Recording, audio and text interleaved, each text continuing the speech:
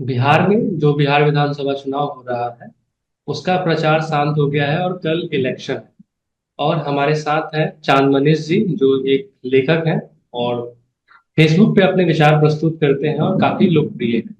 तो हमारे साथ सर हैं और सर से पूछेंगे कि एससी एसटी जो राजनीति है वो कौन सा पीढ़ीगत नहीं स्ट्रक्चरल समस्या जूझ रही है।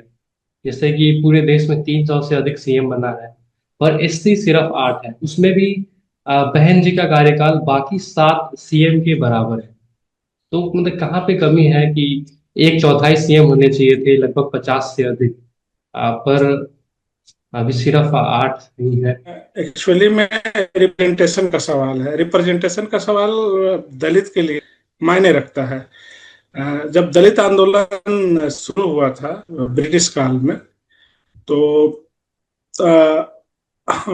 उसके पहले जो दलित आंदोलन था वो इस तरह से था कि दलित का विरोध करते थे और सबसे पहले दलित ही अंग्रेज के सहयोगी बन के निकले। जैसे मान लीजिए कि प्लासी का युद्ध हो या फिर कोरेगांव का युद्ध हो, तो उसमें दलितों का साथ अंग्रेजों ने लिया। पॉलिटिकल रूपांतरण उसके बाद होता है। पहले मैं एक थोड़ा सा बता दूं आपको। तो उसमें अंग्रेजों ने उनका साथ लिया और यहाँ पे शासन व्यवस्था कायम की। दो जगह पे मतलब एक महत्वपूर्ण था, परैया भी थे। परैया जिसे अयोध्या दास जो थे परैया जाति से थे। तो मद्रास प्रेसिडेंसी और कलकत्ता प्रेसिडेंसी और प्रेसिडेंसी, तीन प्रेसिडेंसी महत्वपूर्ण थी। और तीनों जगह अंग्रेज जय हुए, तो उसमें 10 सैनिकों का हाथ था। 1757 में आपका ये बैटल ऑफ प्लासी का प्लासी। युद्ध हुआ। उसमें बहुतायत दलित थे, जिसमें बहुतायत दुसाधों की थी। और महार कोरेगांव में लड़े और परैया मद्रास में लड़े। और ये तीनों पे ये अंग्रेज जब विजेता बन के उभरे तो इनका शासन कायम हुआ। खास करके कलकत्ता में जब सेंटर बना है अंग्रेज लोग, तो उसके बाद धीरे धीरे धीरे वो पॉलिटिकल रूप से मजबूत हुए और अपना शासन उन्होंने यहाँ पे ब्रिटिश डोमिनियन स्टेट कायम किया। इंडिया नाम दिया इसको। और उसमें अपना शासन सब कायम किया। उसके बाद उनकी जो टाइम टू टाइम पॉलिटिकल जो उनके सुधार थे, पॉलिटिकल जो सुधार थे, तो वो उन्होंने किया। अब उधर जो 1885 में जो कांग्रेस बनती है, तो कांग्रेस एक हिंदुओं की प्रतिनिधि संस्था थी। जैसे बहुत पेचीदा है समझना कि जब अंग्रेज इधर भारत में आए तो उस समय यहाँ पे मुगलों का शासन था। तो अंग्रेज जो लड़े, मुगलों के केंद्रीय सत्ता से लड़े। और वो मुसलमान के खिलाफ एक बड़ा मिडिल क्लास उन्होंने बनाया जो उनका सहयोगी बना। वो था स्वर्ण हिंदुओं का क्लास, जो कलकत्ता में भद्रलोक के नाम से जाना जाता था। वो पॉलिटिकल रूप से जब एक्टिव हुआ, तो एओ होम ने जब कांग्रेस बनाया तो पॉलिटिकल डिमांड बढ़ने लगी। उससे बीच मुस्लिम भी पीछे चले गए, तो उनका भी पॉलिटिकल रिप्रेजेंटेशन की सत्ता में आने लगे कि भाई अंग्रेज शासन में हमारा पॉलिटिकल रिप्रेजेंटेशन, केंद्रीय विधानसभा उन्होंने बनाया, अंग्रेजों ने बनाया, तो वहां हमारा प्रतिनिधित्व कैसा हो। और उसी समय बाबा साहब जो आए परिदृश्य में, उन्होंने एस्टेब्लिश किया कि ये जो मुस्लिम लीग है, सिख हैं और ये जो हिंदुओं के प्रतिनिधि कांग्रेस है, ये हमारा प्रतिनिधित्व नहीं करती है। हम एक एंटिटी हैं और एकदम अलग हैं। तो उन्होंने वहां पे सेपरेट पेट्रोल की मांग की, अपने अल्पसंख्यक होने के उस पे कि हम लोग भी मुस्लिम की तरह, सिखों की तरह और इंडो यूरोपियन की तरह अल्पसंख्यक है, और अल्पसंख्यक का अधिकार सेपरेट इलेक्ट्रोल हमको भी मिलना चाहिए। और लड़ते लड़ते दलितों को सेपरेट सेपरेट इलेक्ट्रोल तो मिला ही, डबल वोट का अधिकार भी मिला। जब साइमन कमीशन आया उसके बाद, जो उसमें जो साइमन कमीशन लागू हुआ, तो उसमें दलितों को डबल वोट का अधिकार मिला।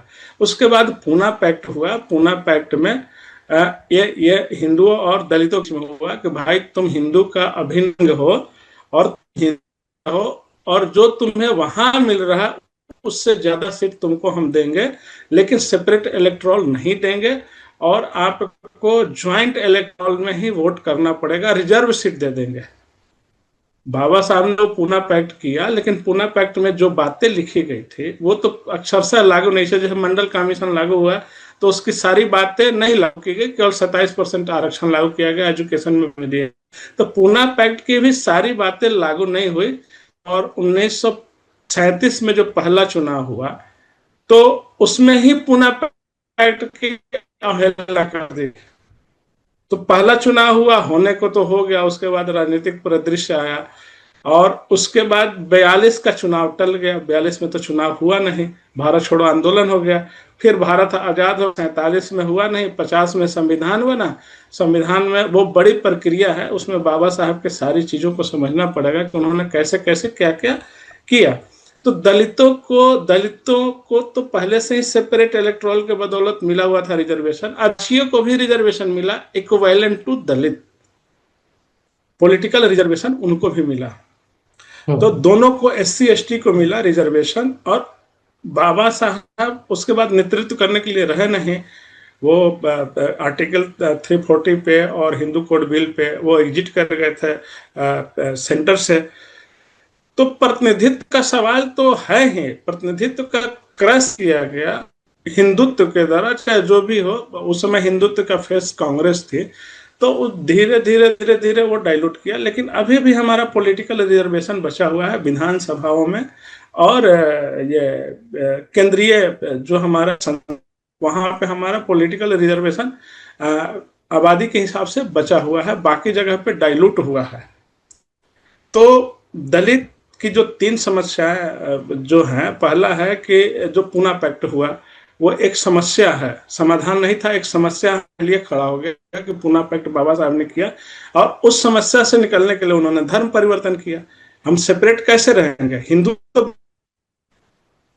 उसके कारण, पूना पैक्ट के कारण फिर से हम मतलब हिंदू तो थे नहीं, ये साबित कर दिए थे बाबा साहब साइमन के पास कि हम लोग हिंदुओं से अलग हैं। लेकिन जब पूना पैक्ट हुआ तो फिर से हम हिंदू हो गए। तो फिर से जब हिंदू हो गए तो हमारा प्रतिनिधि तो हिंदू का जो शीर्ष है वो तो हमारा प्रतिनिधि ऑलरेडी हो गया, हमें उसमें एक रिजर्वेशन मिल गया। तो वो पॉलिटिकल रिजर्वेशन जो मिला वो केवल मतलब जो ज्वाइंट इलेक्ट है तो उसमें 18-20% दलित रहते हैं, 80% गैर दलित रहते हैं। चाहे गैर आदिवासी इलाका है तो आदिवासियों के इलाका में तो इन्फिल्ट्रेशन ज्यादा नहीं हुआ है, उनका रिजर्व सीट तो उन्हीं का रहता है।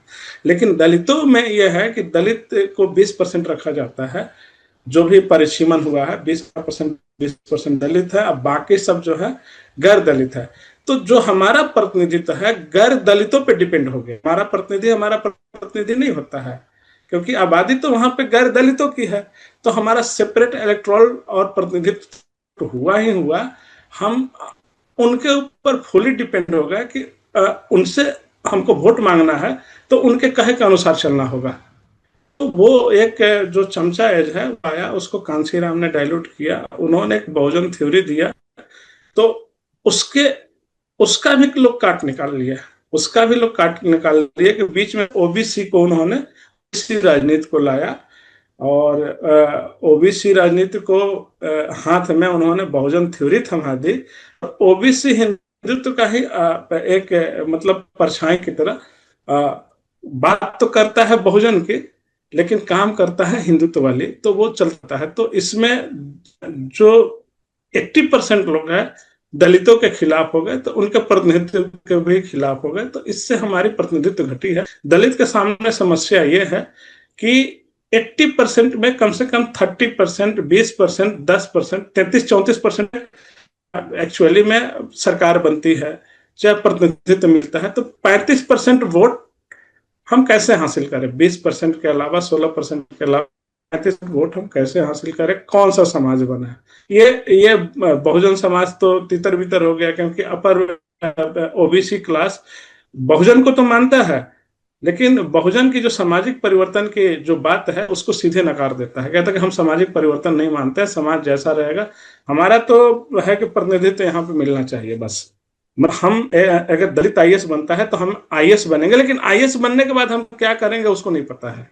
आईएएस बनने के बाद कास्ट ही प्रैक्टिस करेंगे, कास्ट के विरुद्ध में नहीं, कास्ट प्रैक्टिस, क्योंकि हमारा प्रिविलेजेज है। तो वहां पे आके बहुजन, तो दलित के कंधों पे पूरा मतलब फिर से भार आ गया है कि वो सामाजिक परिवर्तन की लड़ को फिर से वो डिफाइन करे, फिर से नई स्ट्रेटजी बनाए और फिर शुरुआत से आगे बढ़े। कांशीराम उसको दूर तक लेके आ गए, लेकिन उसके बाद वो ठप पड़ा हुआ है, सारे लोग कंफ्यूज हैं। तो हमारी जो समस्याएं हैं कि पहला है पुनः पैक्ट हुआ, फिर धर्म परिवर्तन के में उलझ गए हम, और फिर एक समस्या थी कि जब पार्टीशन हुआ था तो दलितों का भी पार्टीशन हुआ था। पंजाब और एक्चुअली में पूरा इंडिया का तो डिवीजन हुआ नहीं, पंजाब और बंगाल का डिवीजन हुआ। तो पंजाब और बंगाल में रहने वाले दलित डिवीजन के बाद जो हुआ उसमें सबका सोच तो आया, सवर्णों का सोच आया कि हमको आना है इधर, मुस्लिमों का सोच सवर्णों का गया कि हमें पाकिस्तान जाना है, लेकिन दलितों को क्या करना है, अब दलित इस डिवीजन पे कभी नहीं सोचते हैं। इसका जैसे डिवीजन का सबसे ज्यादा असर पड़ा है दिमाग पे, जीवन पे, संस्कृति पे, तो दलित ऊपर पड़ा है। दलित इस डिवीजन में सबसे के रूप में पड़ा, लेकिन दलित जो है इस डिवीजन को अपनी आंखों से नहीं देखता है, वो राष्ट्रवादियों से देता है, मुस्लिमों की आंखों से देखता है। तो तीन समस्या है, तीन समस्या को तो लोगों को सुधारेंगे तभी हमारी बात आगे बनेगी। हाँ, तो हमारा जो मूल समस्या जो सवाल था कि अब तक 300 सीएम बने हैं और उसमें सिर्फ 8 हैं, जिसमें आप हिस्ट्री से पूरा हम्म बताते चले गए कि कैसे कैसे भारत में सत्ता लोगों को मिला, कांग्रेस को मिला, और हम्म उसके बाद से हमारा जो प्रतिनिधित्व है वह हम्म गैर दलितों पे निर्भर हो गया है पुना पैक्ट की वजह से। तो यह तो एक थियरी टाइप सी है। हम्म और भी एक प्रैक्टिकल जवाब क्या हो सकता है सो हम्म। कि 300 सीएम बने पर उसमें प्रैक्टिकल ये हो 8। सकता है कि, हाँ प्रैक्टिकल ये हो सकता है कि दलित दलित हाँ देखिए, दलित अपने अपने आप जो पीछे जो उस चिंतन उसको बैकफायर कर रहा है उस पर रिथिंक करे, उसको मॉडिफाई करे और उसको बनाए। दलितिफाई हो, दलित एक अलग एंटिटी तो साबित हो चुका है कि दलित यहाँ का जो मूल संस्कृति है उसका वो वाहक है, और उसका ओरिजिनेट मतलब वहीं से शुरू होता है। लोग अप्रोप्रिएट करते रहे लेकिन उसको वंचित कर दिया, उसको समाज से बाहर कर दिया गया, उसको गांव से बाहर कर दिया गया। तो दलित रिथिंक करे कि हमें क्या करना है। वहां से दलित अगर देखिए, अगर 20% वो सुरक्षित क्षेत्र में है और 80% डिपेंडेंट है वो दलित पे, रिजर्व सीट पे, रिजर्व सीट पे तो खड़ा करना उनकी मजबूरी है, लेकिन 20% तो वो गैर दलित सीट है, हाँ, वहां तो वो इफेक्ट कर सकता है चुनाव को। अगर वो एकता बना करके स्ट्रेटेजिक रूप से जो इसके हितों की बात नहीं करता है उसको हराने का काम करे, तो लोग दलितों के बारे में सोचना शुरू कर देंगे कि ये भी एक इंडिया, क्योंकि गैर दलित सीट पे नहीं है। अगर वो सॉलिडिफाई हो जाए, वहां एक अलग अपना कहे कि नहीं ये हमारे खिलाफ है और ये कम खिलाफ है, तो कम खिलाफ वाले को वोट दे और ज्यादा खिलाफ वाले को, ज्यादा नुकसान पर रहा उसको हराए। जब हराना सीख जाएंगे तो उसके ऊपर तवज्जो जाएगा लोगों को। हाँ, तो ये दलितों को जो तो एक बात होना पड़ेगा। हाँ, ये जो बात है कि जो 210 से अधिक सीट है, 205 सीट है जहाँ पे आरक्षित नहीं है, गैर आरक्षित हाँ अनारक्षित सीट है, एक हाँ 205 सीट। तो ये पहले से मेरे ख्याल में था कि इस पे लोगों को दबाव बनाना चाहिए हाँ कि बाकी जो 38 रिजर्व सीट है वहां पे जो पार्टी अच्छे कैंडिडेट नहीं देगी हाँ उसको हम बाकी 210 पे हराएंगे। ये मेरे मन में काफी पहले से ख्याल था, लेकिन इस पे कोई हाँ, चर्चा वो हुआ नहीं। अपने अपनी एथिक्स तैयार करे, अपने मानदंड तैयार करे, और 10 कैंडिडेट खड़ा होते हैं तो दलित सॉलिडिफाई हो या मीटिंग करे कि ये हमारे माँ पे ये अच्छा है, हम इसको वोट देंगे। जब उसकी बात आएगी कि ये उनकी के अनुसार ये अच्छा है, तो लोग आपके अनुसार अच्छा बनने की कोशिश करेंगे। हाँ। तो वहां पे तो आपको एकता दिखानी होगी ना, हमको दूसरे समाज को भी जोड़ना है, कमजोर वर्ग है हमारी तरह के लोग हैं, उनको भी जोड़ना है और अपना एथिक्स भी बनाना है। इस पे हम अगर लगभग। आप अन्याय के खिलाफ खड़ा होते हैं तो जो पीड़ित है वो आपके साथ आएगा। हाँ।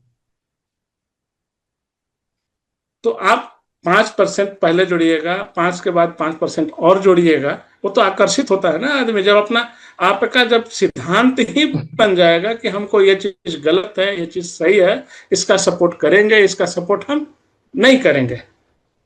तो ये चीज तो दलितों में आ नहीं रही है।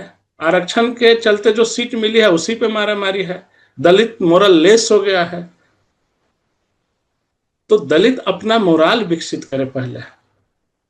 हाँ, तो जैसे बाकी 205 सीटें हैं जो अनारक्षित अनारक्षित अनरिजर्व सीट है, उस पे एससी एसटी हाँ तभी निर्णायक हो पाएंगे ना जब आपस में यूनिटी होगी।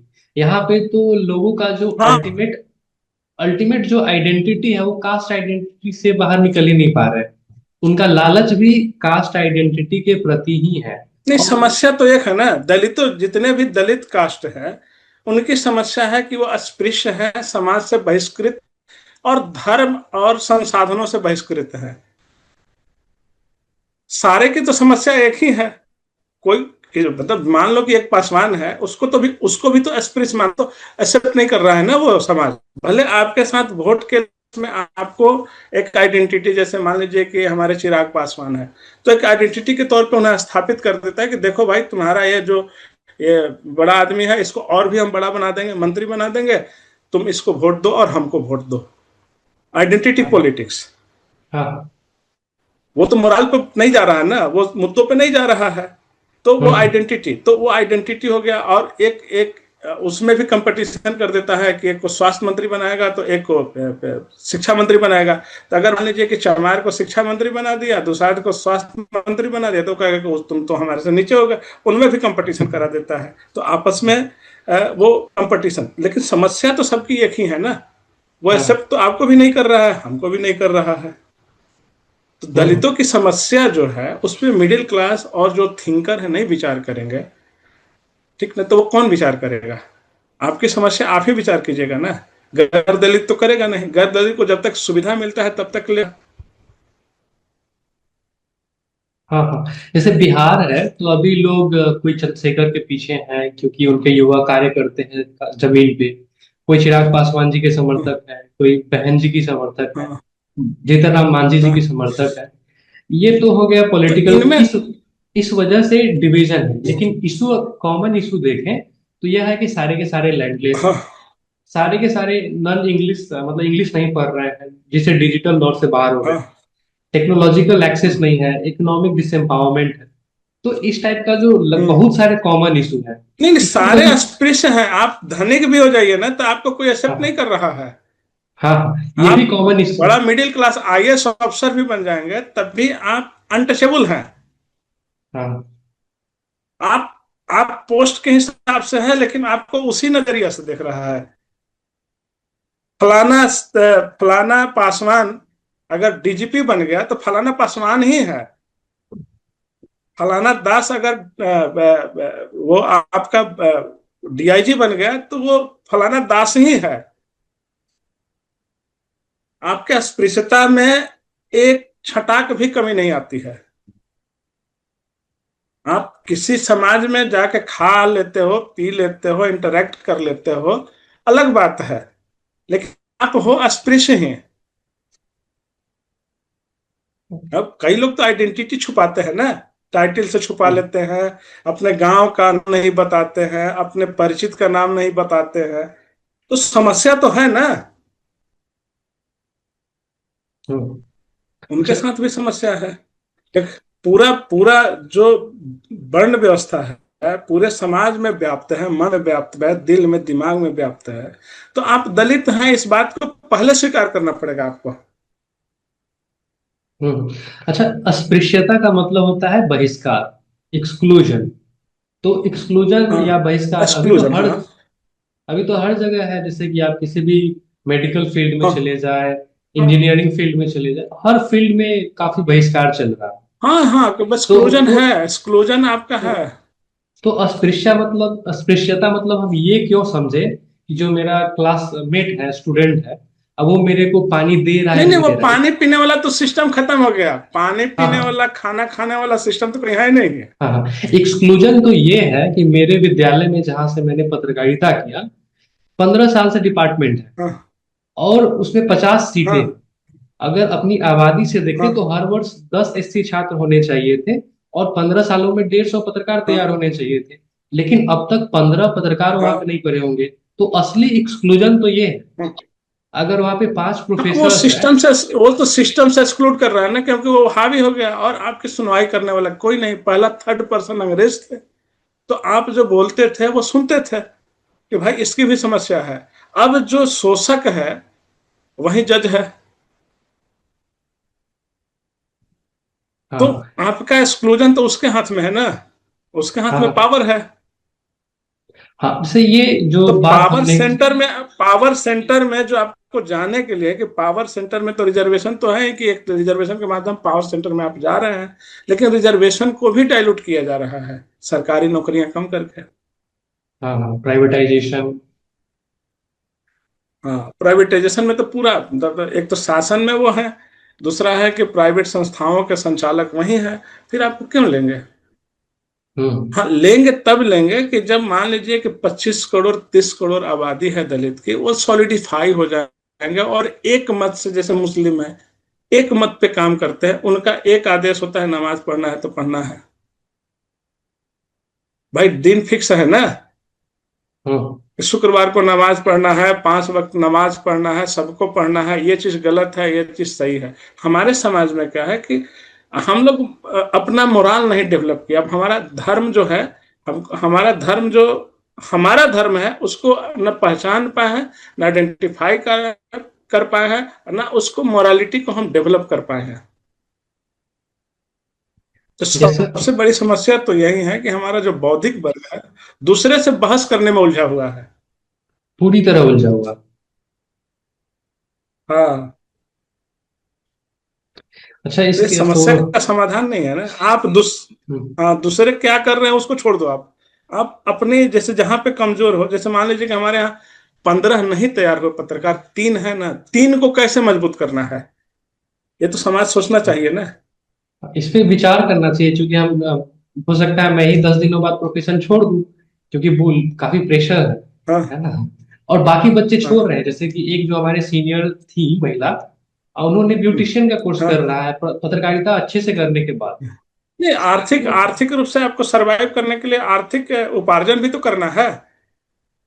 हाँ। दिक्कत तो ये भी है। और आर्थिक कितना उपार्जन करना है कि कम से कम समाज में तो आईएएस को भी इज्जत नहीं मिल रही है। तो आपके मन में यह है कि हम इतना धन कमा लेंगे कि कम से कम हमारा धन देख के लोग इज्जत करने लगे। हम्म, हम्म, लेकिन होता नहीं है। सोशल ट्रांसफॉर्मेशन बहुत टफ चीज है। हाँ सर, इसी फ्रस्ट्रेशन के तो यही साथ। है ना हमारा मिडिल क्लास का, कि हम इतना सशक्त हो गए हैं, फिर भी हमको मान सम्मान नहीं मिल रहा है। हम्म। अच्छा सर, इसमें एक बात जो गौर करने वाली यह है कि लोग जब हाँ, हमको देखते हैं तो वो इंडिविजुअल को नहीं देखते हैं। हाँ, वह इंडिविजुअल को इस हाँ, आधार पर देखते हैं कि इसका सोशल बैकग्राउंड क्या है। अगर इसको हम कुछ हाँ, बुरा भला कह देते हैं, तो इसका सोसाइटी कैसे रिएक्ट करेगी। तो हाँ, हाँ। असल जो अनटचेबिलिटी या नहीं, वो डिस्क्रिमिनेशन या कास्टिज्म हो रहा है, इस आधार पे हो रहा है क्योंकि वो इंडिविजुअल का सोसाइटी बैकवर्ड है। अगर सोसाइटी पावर में हो, जवाब दे सके, तो वो डिस्क्रिमिनेट नहीं करे। तो लोग यहाँ पे नहीं ध्यान देते हैं कि हम अपने हाँ, पूरी हाँ, हाँ, सोसाइटी। हाँ, रिएक्ट। हम सोसाइटी को देखिए, इसका जवाब ये है कि जैसे मान लीजिए कि हम एक आ गए, हम मिडिल क्लास बन गए, तो हम चाहते हैं ना कि हमारा जो सोसाइटी है इनके साथ बन जाए। अपर क्लास के, चाहे गैर दलितों के साथ बने। गैर दलित के साथ बनता नहीं है। गैर दलित आपका बैकग्राउंड देख करके रिएक्ट करता है, आपकी जाति जानकर आपका बैकग्राउंड जानता है, उसके बाद रिएक्ट करता है। ये करेंगे तो क्या करेंगे? तो पहला पे बैक टू सोसाइटी जो कांशीराम ने कहा था, तो पे बैक सोसाइटी का मतलब है कि पैसा देना नहीं है। पे बैक सोसाइटी का मतलब है कि जैसे बाबा साहब ने कहा एजुकेट, उसको लोग बोला कि उसका हिंदी अनुवाद कर दिया कि शिक्षित बनो। हालांकि एजुकेट का मतलब कौन कहेगा कि शिक्षित होना होता है? एजुकेट का मतलब है कि अपने लोगों को इतना जागरूक बना दो कि वो समझने लगे कि हमें करना क्या है। एजुकेट मतलब शिक्षित करना होता है, जागरूक बनाना होता है। मतलब एजुकेट मतलब उनका नहीं है कि आप डिग्री उनको दिलवाओ चाहे पढ़वाओ। जो अनपढ़ आदमी है, जो उसको कैसे करेंगे? तो एजुकेट कैसे करेंगे? तो उसको जागरूक बनाएंगे। तो बाबा साहब ने जागरूक बनाने के लिए बोला, उसको हम रिड्यूस करके कहे कि हमको शिक्षा लेना है। तो ये गलत इंटरप्रिटेशन के वजह से ही हुआ है। आप अपने समाज को जागरूक बनाइएगा, समाज के साथ अपना मिडिल क्लास का इंटरेक्शन कीजिएगा, एक बड़ा बड़ा ह्यूज समाज बनेगा, एक थॉट बनेगी। तब जाके लोग समझेंगे कि सब एक हैं। तब आपके हम्म, प्रति जैसे होता है ना कि आपको कोई गलत आपका छुआछूत करता है तो 10 आदमी खड़ा कर, तू कैसे कर लेगा छुआछूत, हम लोग इसके हम्म, साथ हैं। तो अगर आदमी रिएक्ट करता है तो आदमी, अगला आदमी डरेगा कि नहीं ये इसको करेंगे ना तो ये 100 आदमी हमारे इसके पीछे चले आएंगे। वो समाज हम नहीं बना पा रहे हैं। एक को पीटता देखते हुए दूसरा निकल जाएगा कि अगर इसको मार रहा है हम बोलेंगे तो हमको भी मारने लगेगा। ये हालात है हमारे यहाँ। हाँ। तो जो ये सवाल है कि हम काफी अमीर हो गए फिर भी जातिवाद क्यों हो रहा है, तो ये सवाल ही गलत है। हो इसलिए हाँ रहा है, आपके आपके साथ नहीं हो रहा है। सिर्फ इसलिए हो रहा है क्योंकि हाँ आपका जो सोशल बैकग्राउंड है वो कैसा है उसके आधार पे हो हाँ रहा है। जबकि सोशल मीडिया पे या हर हाँ जगह लोग लोग इस बात से रोते हैं कि मेरे साथ क्यों हो रहा है, वो आपके साथ नहीं हो रहा है। जो आपका बैकग्राउंड है उसको वो देख कर आपका आपके साथ आपके हो सोसाइटी जुड़ा है ना आप। हाँ हाँ, आप भी करते हैं। जैसे जो रहा है। मजबूत हाँ, समाज है वो अपने से कमजोर समाज के साथ करता है। जैसे पासवान में एकता रहती है कास्ट के हिसाब से, तो उसको जो कमजोर दिखता है उस पर हावी होता है। कहीं कहीं तो हावी हाँ, ही हो जाता है ना, मजबूत को भी वो टक्कर देता है लेकिन कमजोर पे तो हावी होता है। No doubt. उसको भी हम्म, लगता है कि यार मुसहरा ये क्या कर लेगा, हम्म। तो उसको खास कर इस उसको गाली दे देगा, बोल देगा। हम्म खासकर मुद्दों के मामले में ये बात तो होता है। माननी पड़ती। हाँ, हाँ, मुद्दों के मामले हाँ पे हाँ सोशल मीडिया पे होता है कि इनकी ज्यादा वैल्यू है, आपकी क्या है, आपको तो अगले चुनाव में हरा देंगे। ऐसा देखने को मिलता है कभी कभी। हाँ। नहीं, वो तो पॉलिटिकल लड़ाई अलग चीज है। वो उतना वो पॉलिटिकल में वो लोग ने आइडेंटिटी इतनी बना दी है अलग अलग। वो तो वर्णवाद ने बनाया है ना, तो वो आइडेंटिटी में फंस करके कि हम श्रेष्ठ तो हम श्रेष्ठ, वो होते रहता है। लेकिन सोसाइटी में आज से 10 साल भी पहले जाए तो जो आदमी कमजोर है, जो जातियां कम संख्या में है, उनको कोई भी बोल देता है। यस सर, अब हमारे पास कोई भी सात ब्राह्मण आठ भी अगर कम संख्या में है ना। हाँ हाँ। यस सर, हमारे पास 7-8 मिनट है मैं और कह इसमें रहा था हम कि ब्राह्मण ब्राह्मण भी अगर कमजोर है कहीं पे आर्थिक रूप से, तो अगर वहां पे मिडिल क्लास की जातियां हैं तो उसको उसको उसको डिस्क्रिमिनेट करती है। वहाँ पे। हाँ। यस सर, अब अगले जो 5-7 मिनट जो हमारे पास है उसमें बाकी क्वेश्चन को फटाफट देख लेते हैं, है ना। तो जो अभी एनडीए की पॉलिटिक्स है इसमें एससी एसटी पॉपुलेशन के लिए क्या संभव है, और पॉलिटिशियन के लिए क्या संभव है, कितना अपॉर्चुनिटी है या लगातार डिग्रेडेशन हो रहा है, लगातार नीचे जा रहा है लोग, एससी एसटी लोग एनडीए के रूल में। इसमें 2-4 लाइन की टिप्पणी। हम्म। नहीं, वो तो इंडिया की पॉलिसी है। एक जो लोक कल्याणकारी राज्य की स्थापना हुई थी भारत में, नीति निर्देशक तत्व बनाए गए थे, लोक कल्याणकारी राज्य, वेलफेयर स्टेट। तो वेलफेयर स्टेट की धारणा को धीरे धीरे एनडीए के जो हैं उन्होंने उसको डाइल्यूट किया है। ठीक।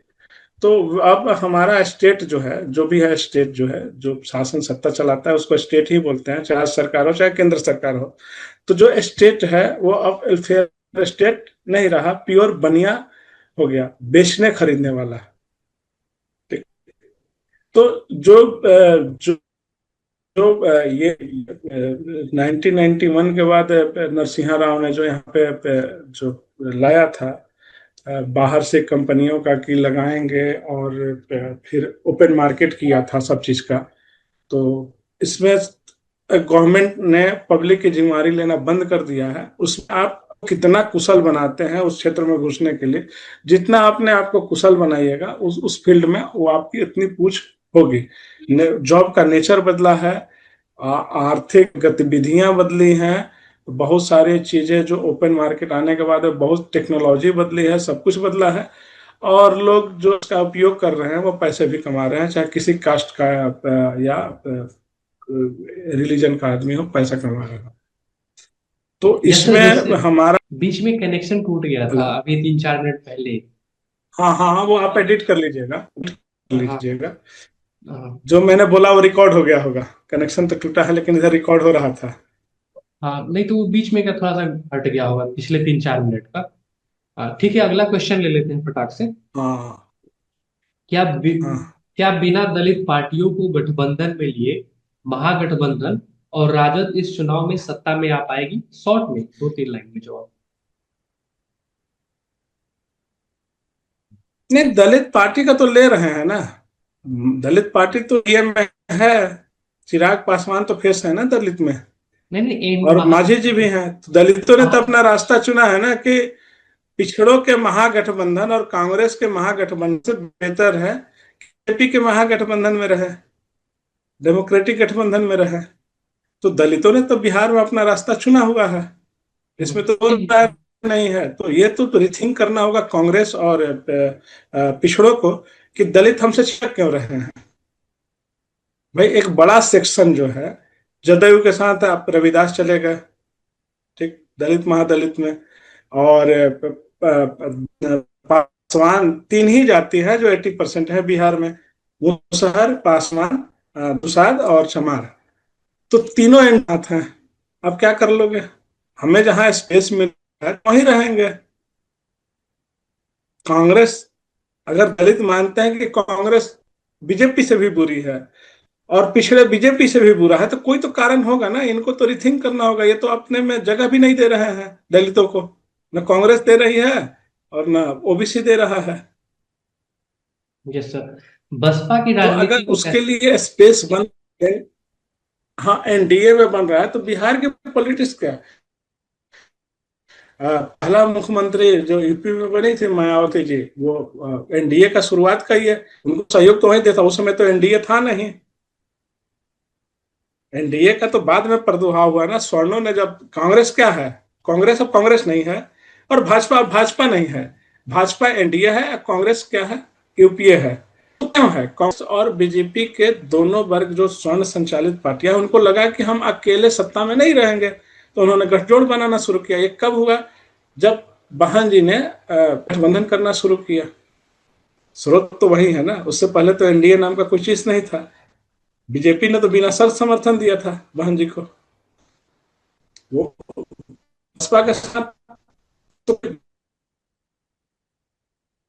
गठबंधन बना ही नहीं पाई, ना उसका नाम कोई था। हाँ, बसपा के बाद उन्होंने शब्द का वो किया। उससे पहले यूपीए बन गया था, एनडीए के बाद बना कि पहले बना, ये इसको देखना पड़ेगा। लेकिन दोनों दल तो अब तो अकेले पाएंगे, या दोनों दल समझ रहे हैं। अब बोलिए। यस सर, तो बसपा की राजनीति को कैसे देखते हैं? जैसे उन्होंने अंबेडकर ग्राम बनाया, जीरो फी एडमिशन पॉलिसी लाया, महापुरुषों के नाम पे शहरों का नामकरण हुआ, पार्कों का निर्माण हुआ, इसका समाज पर क्या इम्पैक्ट पड़ा? वहीं पे जो बिहार में है इस नहीं, तरह का ये तो कोई किया कार्य नहीं उन्होंने, किया। ये तो कैसे? किया। और ये प्रचार, हाँ वो सारे काम किए, सवर्णों के भला में भी किए, ओबीसी के हक में भी काम किया बसपा सरकार ने। लेकिन अंततः क्या हुआ कि एक चीज से लोग नाराज थे, कि दलित गद्दी पे कैसे बैठा है। सारे गैर दलित इकट्ठे हो गए और उन्होंने हरा दिया। उनको फायदे से मतलब नहीं, दलित फायदा दे रहा है इससे उनको है। दलित फायदा देने वाला नहीं, फायदा लेने वाला होना चाहिए। ये तो समाज की व्यवस्था है ना।